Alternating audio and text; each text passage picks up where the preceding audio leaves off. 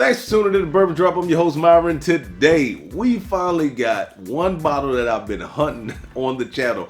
Yes, this is a September release. Yes, this is the end of October. Let's get it. Bottle drop, bottle drop, bottle drop.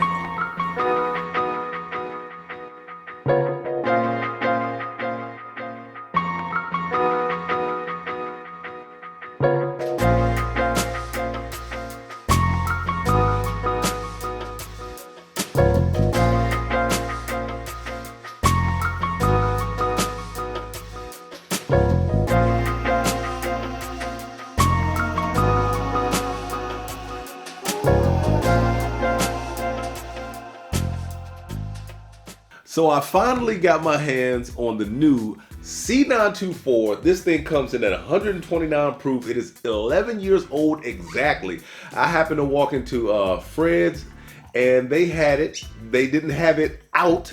I had to ask for it because today was their Buffalo Trace drop and all you saw was Weller, all over, full proof. The single barrel, you had the Weller 106, small batch, everything Buffalo Trace pretty much you could think of besides the super hard to get stuff. They had Stag. I just wasn't willing to fork over the money. I texted a couple of my buddies and they kind of said the same thing. So I walked out and then I had to turn back around because I was reminded that I never asked him about the Elijah Craig.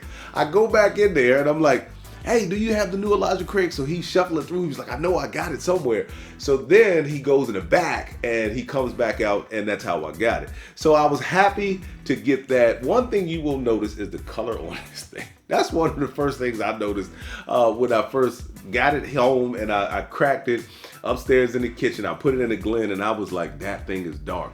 That is what I missed. I just shot the video about is whiskey getting worse. Look, I still don't have the answer to that. It just seems like a lot of stuff that's coming out to me is not up to par. Things like Elijah Craig, these barrel proof releases, yes, they come out 3 times a year. You've got your A, B, and C. Everybody knows A is January. You've got your B batch in May, and then you've got your C batch in September. They are always good. I have yet to have a bad one. Are they as good as the old pirate bottles? Coming from a person who did a side-by-side with the pirate bottles, I am gonna have to say no. And that was C923 that I put up against the pirate bottles. The coveted C923. And it just didn't hold up. Not that it was super bad or anything. It was just something about that pirate bottle that was just different. But anyway, as you guys can see, I am a huge fan of the A and B batch. You can see that. So even though this one is 11 years and 2 months, this B524, it comes in at 130.6 proof. Now, when I got this bottle the other day, I wanted to put this one. This is the private barrel. It's 10 years old. It comes in at 130.7 proof.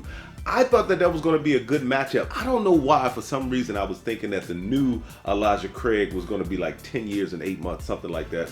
But I thought that would be a good matchup. Turns out I might have to do a 3-way blind because this being 129, this being 130.7, and then the new B524 being 130.6.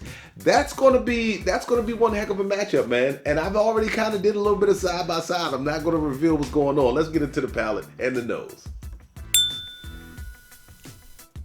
Very fruit forward on the nose. Very fruit forward. I am getting a lot of cherry on the nose. Touch of cinnamon.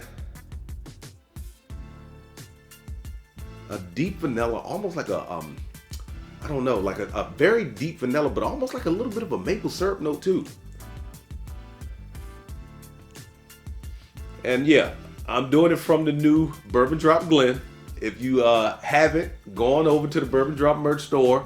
The link is going to be in the description. Pick yourself up one of these Glens. Yes, it was a little bit of a mistake. Look at how small that logo is.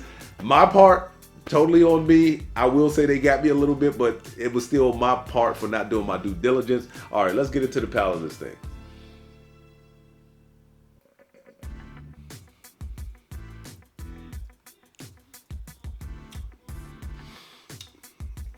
Cherry transfers over. Sweet, rich, almost like a strawberry candy or raspberry candy. A little bit of like a ginger zing. It's got That vanilla does transfer over too, but it is spicy. Man, that spice hit the mid palate.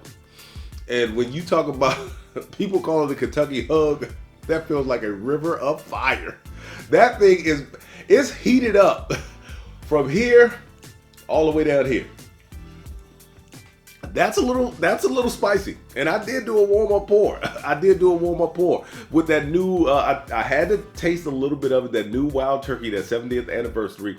That was my warm-up pour for the night. It was before I got into my rant video about whiskey being worse. But yeah, so far so good, man. I am liking this one just as much as I've liked all of the other ones. Let's get back to the nose one more time. Oh, that's second nosing. Rich, like a rich dark chocolate and rich vanilla. Oh, that cherry note is still there. It's almost turned more into a floral note now, though. Oh, that's nice. That's really nice on the nose. It's almost got a bright nose. Like, even though it's got that rich chocolate like I was talking about, it's got that cherry note. It's got a little bit of this floral note, that heavy vanilla. I did pick up a little bit of that maple syrup, but now I'm starting to pick up like a chocolate.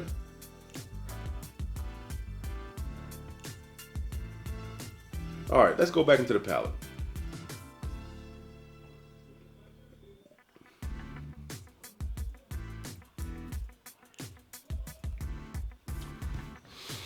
That's good. That's really good. I'm starting to pick up a little bit of a cinnamon and clove now. Cherry transfers over. That like strawberry, raspberry candy note. Oh man, that's really nice.